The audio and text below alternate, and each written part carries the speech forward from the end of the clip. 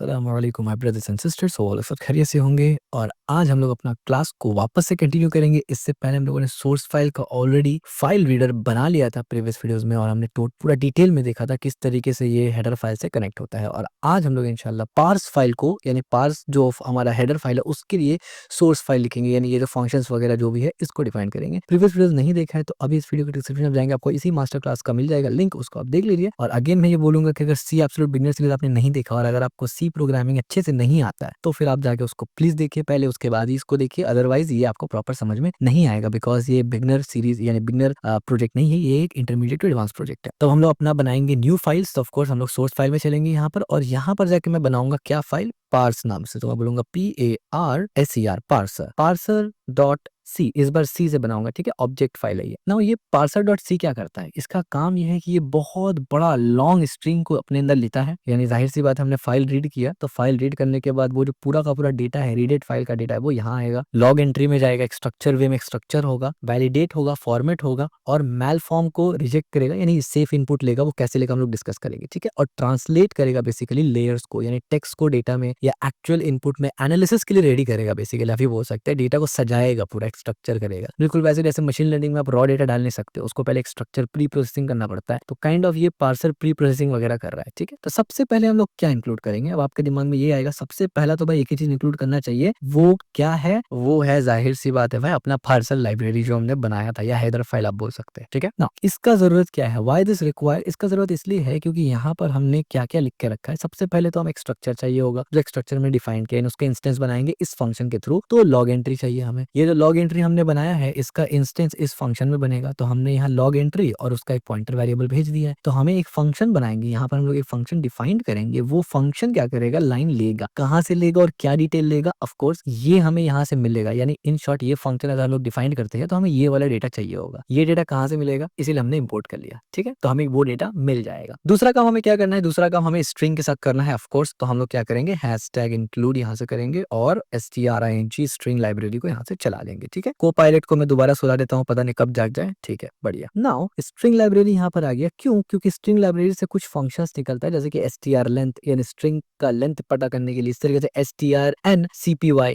String को copy वगैरह करने के लिए, और भी दूसरा चीजें जो हम लोग देखेंगे। ऑल स्ट्रिंग मेमोरी यूटिलिटीज, यानी स्ट्रिंग और मेमोरी यूटिलिटीज यही पर रहता है, तो हमें इसका काफी ज्यादा जरूरत पड़ेगा। इसीलिए हमने क्या कहा था इससे पहले, जब हमने ये वाला डिस्कस किया था ना, ये वाला कहाँ पर हमने डिस्कस किया था, पार्सर फाइल, हाँ, यहाँ पर जब हमने स्ट्रिंग वाला ऐड किया था तो हमने क्या कहा था, 50-50 उतना जरूरी नहीं है। एज हमने यहाँ पर कुछ खास इस्तेमाल नहीं किया, बट कर सकते हैं, फ्यूचर में इस्तेमाल लग सकते हैं, इसलिए हमने यहाँ पर रखा था। बट यहाँ तो भाई इस्तेमाल करना ही कर रहा है, यानी इट्स इंपॉर्टेंट, ठीक है। ये हो गया। इसके बाद हमें क्या करना पड़ेगा, इसके बाद हमें stdio भी करना पड़ेगा। क्यों stdio करेंगे, आप बोलेंगे चलो आखिरकार फाइनली stdio का शक्ल तो दिखने को मिला ना, क्योंकि stdio तो दिख ही नहीं रहा था, तो stdio भी यहाँ पर लेके आएंगे हम लोग, ठीक है, क्योंकि stdio से भी रिलेटेड प्रिंट वगैरह इस्तेमाल करेंगे ठीक है। यहाँ पर वैसे हम लोग इसको डायरेक्ट रन नहीं करने वाले, बट प्रिंट वगैरह लगा देंगे ताकि अगर कोई एरर आए तो फिर डिबग वगैरह उसको करने में इजी हो जाए, ठीक है यहाँ पर। और ये एक अच्छा प्रैक्टिस भी होता है कि सोर्स कोड जो होता है ना उसमें आप प्रिंट लगाए, ठीक है। अब हम लोग क्या करेंगे, यहाँ पर अपना यही वाला फंक्शन को इंपोर्ट करेंगे यहाँ पर, ठीक है। तो अब देखिए यहाँ पर से मैं कॉपी पेस्ट भी कर सकता हूँ, बट मैं नहीं कर रहा हूँ, क्योंकि यही वो मोमेंट है कि जहाँ पर मुझे आपको लिख के एक एक लाइन समझाना जरूरी है, ठीक है। क्योंकि नॉर्मली तो कॉपी पेस्ट हम लोग कर लेते हैं कभी भी। अब देखिए यहाँ पर से पहले मैं लिखता हूँ पार्सर, बल्कि पार्सर नहीं, सिर्फ पार्स लिखते हैं, और पार्स डॉट लॉग करेंगे यहाँ पर, और लॉग लाइन करेंगे, ठीक है। और मेक श्योर जरूर करना कि ये वाला और ये नाम सेम हो भाई, ये नाम और ये नाम एग्जैक्ट सेम हो, क्योंकि वहीं पर आप इसका,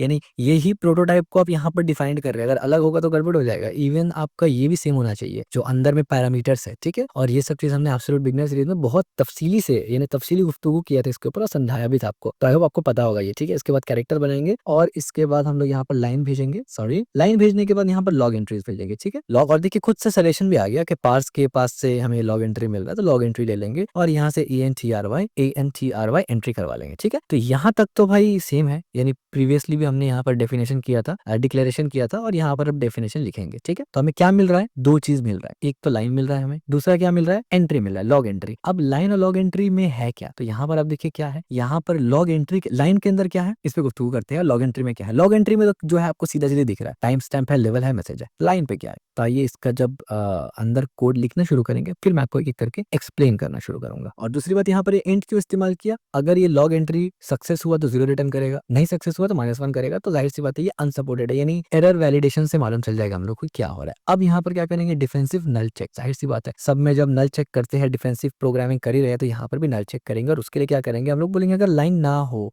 ना हो और साथ ही साथ क्योंकि 2 पैरामीटर यहाँ पर है ना, 2 आर्गुमेंट आ रहा है, एंट्री भी आ रहा है, तो हम लोग चेक करेंगे कि अगर लाइन ना हो या फिर ENTRY एंट्री ना हो, दोनों में से कोई भी चीज ना हो अगर, तो हम लोग क्या करेंगे, हम लोग इसको एंट्री करने भी नहीं देंगे हम लोग इसको क्या करेंगे, रिटर्न करेंगे -1 से। अब आप बोलेंगे यहाँ -1 क्यों किया, ये हमारा सोर्स कोड है, हम लोग चाहते हैं यहीं से कट ऑफ हो जाए, बाहर निकल जाए, ठीक है। सो नल पॉइंटर अगर डिफरेंस ना हो इस वजह से, यानी यहाँ पर क्योंकि ये पॉइंटर वेरिएबल है ना, तो यहाँ से रिटर्न कर देंगे तो एटलीस्ट हमारा वो गड़बड़ाएगा नहीं और क्रैश नहीं होगा, यानी गलत तरीके से अगर कॉल हो तो क्रैश नहीं होगा, क्योंकि हम लोग खुद रिटर्न करवा दे रहे हैं, ठीक है। तो डिफेंसिव प्रोग्रामिंग का पीछे लॉजिक ये होता है कि भाई किसी पे भरोसा नहीं है, अपना सेफ्टी लेके चलना है, ठीक है। नाउ अब हम लोग क्या करेंगे ना, हम लोग यहाँ पर इस्तेमाल करेंगे, एज यू कैन सी यहाँ पर एग्जांपल के तौर पे आपको string.h आप देख सकते हैं राइट साइड में, string.h से सजेशन भी मिल रहा है कि यहाँ पर एक फंक्शन है, तो इस फंक्शन का हम लोग इस्तेमाल करेंगे। इसमें हम लोग बेसिकली 2 आर्ग्यूमेंट भेजेंगे, बल्कि 3 भेज देते हैं। एक आर्ग्यूमेंट हम लोग एंट्री को ही भेजेंगे डायरेक्ट, दूसरा आर्ग्यूमेंट हम लोग बोलेंगे कि भाई वो जो इंटीजर नंबर है वो भेजेंगे, और तीसरा आर्ग्यूमेंट हम लोग भेजेंगे साइज ऑफ का आर्ग्यूमेंट भेजेंगे, ठीक है। और साइज ऑफ के अंदर क्या भेजेंगे, लॉग एंट्री को भेज देंगे, साइज ऑफ के अंदर लॉग एंट्री को भेजेंगे। और इसको अब एक्सप्लेन करते हैं हम आपको कि बेसिकली ये काम क्या कर रहा है और कैसे कर रहा है। Sets of every byte of entry to 0, यानी यहाँ पर जितना भी जो टाइम स्टैम्प होगा, मैसेज होगा और लेवल्स होगा उसको क्लियर करेगा ये। अब ये जरूरी क्यों है, जरूरी इसलिए है कि अगर पार्सिंग फेल हो जाता है बीच में ही तो no garbage data remain in this code, यानी इन दिस प्रोग्राम, क्योंकि स्टक्ड यानी structure is known as state. This is defensive initialization, यानी आसान शब्दों में हमने ये सोच लिया कि अगर मान लीजिए, जरूरी तो नहीं है ना कि जब हम लोग कोड रन करते हैं तो पूरा का पूरा 1 लाख फाइल एक बार में हो जाए, भाई बीच में कहीं गड़बड़ हो सकता है। तो प्रॉब्लम ये होगा कि जो बीच में गड़बड़ हुआ आधा पार्सिंग फाइल, क्योंकि हम लोग लाइन बाय लाइन रीड कर रहे हैं ना, ऐसा तो नहीं कि एक बार में होल्ड किया हुआ कंप्लीट होगा तो ही आगे भेजेंगे, नहीं, हम लोग लाइन बाय लाइन रीड करके आगे भेज रहे हैं। तो कुछ फाइल्स पार्स हो जाएगा, कुछ फाइल्स नहीं होगा, हम लोग ये नहीं चाहते। हम लोग चाहते हैं अगर गड़बड़ हो सबको क्लियर कर दो, साफ कर दो, वापस से स्टार्ट करेंगे। ये हो गया एक डिफेंसिव चेक, ठीक हो गया। और यही पर बेसिकली हमारा टाइम स्टैम्प आएगा, यानी जो टाइम स्टैम्प हमने लिख के दिखाया था, यहाँ पर जो टाइम स्टैम्प हमने लिख के दिखाया इस तरीके से, ये बेसिकली यहाँ एक्सट्रैक्ट होगा। तो आइए फिर टाइम स्टैम्प के लिए भी कोड लिख लेते हैं हम लोग। तो सबसे पहले क्या करेंगे, इफ के अंदर क्या बोलेंगे, भाई str लेंथ चाहिए हमको, जाहिर सी बात है लेंथ तो लेना ही पड़ेगा हमें। लेंथ में हमें क्या चाहिए, लाइन चाहिए, बढ़िया हो गया। हम लोग ये कहेंगे कि अगर ये छोटा हो 20 से, 20 नंबर ही क्यों, हाँ तो यहाँ पर आपको मैं याद दिला देना चाहता हूँ ये 20 है इसलिए, ठीक है। साइज बताया हुआ है यहाँ पर, अगर ये 20 से छोटा हो, मतलब ये लाइन 20 से छोटा हो अगर, तो फिर क्या करना है, सॉरी बड़ा हो नॉट छोटा हो, अगर ये 20 से लाइन से बड़ा 20 हो तो फिर रिटर्न कर दो यहाँ पर 1। जाहिर सी बात है क्योंकि हमने वहां पर ऑलरेडी सेट किया हुआ है ना, तो जाहिर सी बात है उसको कैसे एक्सीड कर सकते हैं, हम लोग नहीं कर सकते। तो रिटर्न 1 करके हम लोग बोलेंगे भैया पतली गली से निकल लीजिए, ठीक है। तो इसका मतलब क्या हुआ, इसका मतलब ये हुआ कि टाइम स्टैम्प जो है वो 19 कैरेक्टर का हो सकता है, ठीक है। ये 19 कैरेक्टर को सपोर्ट करेगा और 19 कैरेक्टर बहुत ज्यादा होता है। और फर्स्ट और लास्ट का जो स्पेस होता है, नल टर्मिनेटर वगैरह जो भी, वो भी सपोर्ट करेगा, ठीक है। और यहाँ पर एक और पॉइंट भी है कि अगर लाइन शॉर्टर हो, बहुत छोटा हो, तो it can not contain a valid time stamp. लेकिन ये थोड़ा रिलेटिव है, ये डिपेंड करता है कि आपका जो टाइम स्टैम्प का लॉग है वो किस फॉर्मेट में आता है। तो हमने यहाँ पर स्टैंडर्ड फॉर्मेट लिया है। स्टैंडर्ड फॉर्मेट में जिस तरीके से होता है, फॉर एग्जाम्पल स्टैंडर्ड फॉर्मेट इस तरीके से होता है, ये इस तरीके से होता है स्टैंडर्ड फॉर्मेट, ठीक है। तो अगर फॉर्मेट थोड़ा बदल जाता है तो बस आपको यहाँ पर आके थोड़ा सा चेंजेस करना पड़ेगा, ये लेंथ को आगे पीछे कर देंगे, दैट्स इट। ये वो बट वो डिपेंड करेगा कि फॉर्मेट कैसा है नहीं है, ठीक है। यानी ये स्केलेबिलिटी के ऊपर आ जाता है। प्रोजेक्ट आपका पूरा का पूरा वैसा ही रहेगा, प्रोजेक्ट में कोई चेंजेस नहीं होगा, ठीक है। और जहां जहां ऐसा सिनेरियो आता है आपको वहां वहां बता भी दे रहा ताकि आपको एक आइडिया हो जाए, ठीक है। इसके बाद हम लोग क्या कर रहे हैं, इसके बाद हम लोग क्या करेंगे, strncp, ये बेसिकली एक फंक्शन है जो हमें स्ट्रिंग लाइब्रेरी प्रोवाइड करता है, जिसमें हम लोग एंट्री को चेक करेंगे कि एंट्री के अंदर या एंट्री डॉट टाइम स्टैम्प है कि नहीं है। और दूसरा हम लोग पास करेंगे क्या, लाइन को। और आखिरी नंबर में हम लोग क्या पास करेंगे, 19 पास करेंगे, ठीक हो गया। नाउ व्हाट इट डज, ये कोड क्या करता है बेसिकली, ये कोड ये करता है ना, copies the first 19 character from the line. वो जो लाइन था जहां पर हमने ये चेक किया ना कि 19 कैरेक्टर चाहिए, तो वहां से वो कॉपी कर लेता है, ठीक है। स्ट्रिंग cp बाइस से वो पूरा का पूरा कॉपी कर लेगा। एग्जाम्पल के तौर पे वही 2025 दिसंबर इतना डेट है और टाइम वगैरह वो उसको करेगा, ठीक है। और साथ ही साथ एक इंपॉर्टेंट चीज कि हमने बोला एंट्री को इस तरीके से एंट्री किया, और हमने बोला entry dot time stamp 19 number 19 number index में जाओ और उसको जाके क्या करो, इस तरीके से सेटअप कर दो बैकस्लैश के साथ नल टर्मिनेटर में, ठीक है। ये नल टर्मिनेटर होता है, किसके ऊपर हमने काफी डिटेल से डिस्कस ऑलरेडी किया हुआ है कि ये जरूरी होता है स्ट्रिंग के एंड को बताने के लिए, ठीक है। Why this line is important, जाहिर सी बात है, जैसे हमने बताया strncpy ये जो है ये गारंटी नहीं देता कि भाई टर्मिनेट होगा, ठीक है। ये नल टर्मिनेटर को गारंटी नहीं देता, तो आपको मैनुअली नल टर्मिनेटर को बताना पड़ेगा अनइंटेंडेड बिहेवियर होने के लिए, ठीक है। तो रिस्क किसी चीज का नहीं लेना, this is a defensive program. इसके बाद यहाँ पर क्या करते हैं ना हम लोग, इसके बाद हम लोग क्या करते हैं, लॉग लेवल को या लॉग पॉइंटर को टाइम स्टैम्प के पास लेके जाते हैं। और इसका मैं पूरा कोड पहले लिख लेता हूँ क्योंकि ये थोड़ा सा लंबा कोड है, तो पहले लिखने के बाद आपको यहाँ पर एक्सप्लेन करूंगा, ठीक है। तो सबसे पहले इसको लेवल स्टार्ट करेंगे, यहाँ से लेवल और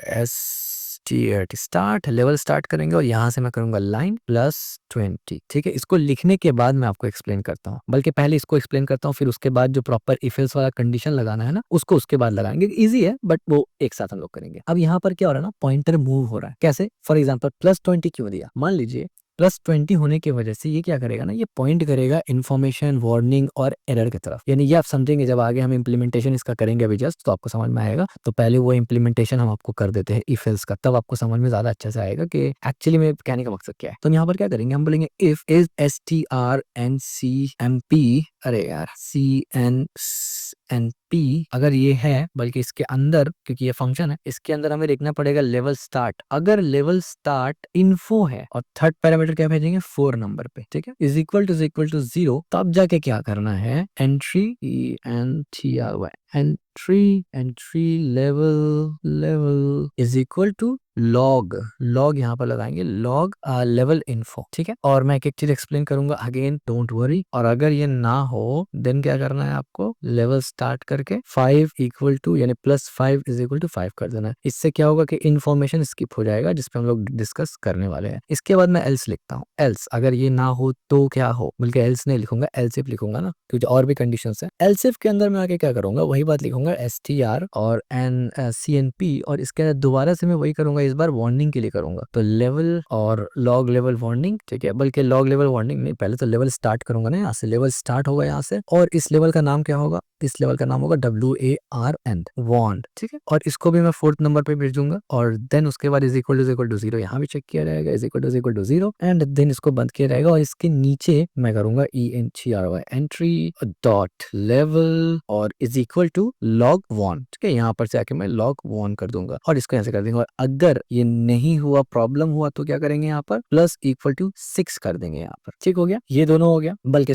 यहाँ पर भी 5 ही करते हैं, 6 नहीं करेंगे। तो इससे क्या होगा, वार्निंग वाला पार्ट स्किप हो जाएगा। एंड देन, और यहाँ पर हमने गलती से ये नहीं दिया था सिंगल ब्रैकेट, तो इसको यहाँ से लेके आ जाते हैं, ठीक है, अदरवाइज वो एरर आएगा। तो ये हो गया यहाँ पर। इसके बाद मुझे एक बार एल्स लिखना है, क्योंकि एक ही कंडीशन है ना, अब क्या इसका है ना, क्या बोलते हैं इसको, एरर का बाकी रह गया, ठीक है। बल्कि इसको एरर का बाकी रह गया, तो इसको भी हम लोग इसी में लेंगे, एल्सिफ के अंदर ही लेंगे, विच इज गुड प्रैक्टिस, ठीक है। तो ये हो गया। अब एल्सिफ के अंदर आखिरी जो हमारा है, यानी जो एरर्स वाला है, उसको लिख लेंगे। तो strnmc ये वाला फंक्शन आएगा, इसके अंदर वही, अब आप समझ गए होंगे, सिंपल से लॉजिक स्टार्ट करेंगे और इसको फिर इनिशियलाइज कर देंगे, यानी एरर के साथ कर देंगे इसको, तो ERROR एरर, और उसके बाद भेज देंगे इस तरीके से 5, ठीक है। और फिर अगेन इज इक्वल टू 0 कर देंगे, और यहाँ पर फंक्शन आ जाएगा। नीचे में जाके वही काम करेंगे कि एंट्री करेंगे यहाँ पर भी, और एंट्री लेवल करेंगे यहाँ पर, और यहाँ पर क्या करेंगे, लॉग लेवल एरर, और नीचे में आके एग्जैक्टली वही काम करेंगे कि लेवल स्टार्ट और +=6 करके यहाँ पर एरर को स्किप करवा देंगे, और जो आखिरी वाला रहेगा वो हमारा एल्स होगा, ठीक है। एल्स में क्या करेंगे, ENTRY एंट्री, और इस तरीके से level is equal to log unknown कर देंगे यहाँ पर, ठीक है। अननोन वाला बनाए हुए थे, अननोन यहाँ पर आ जाएगा, और RETURN रिटर्न कर देंगे। अननोन वाला अगर है तो 1 रिटर्न कर देंगे, एंड दैट्स इट। तो ये सिंपल सा हमारे पास एक फंक्शन है। अब ये फंक्शन काम कैसे कर रहा है मैं आपको समझाने लगा हूँ। अब यहाँ पर क्या कर रहा है ना,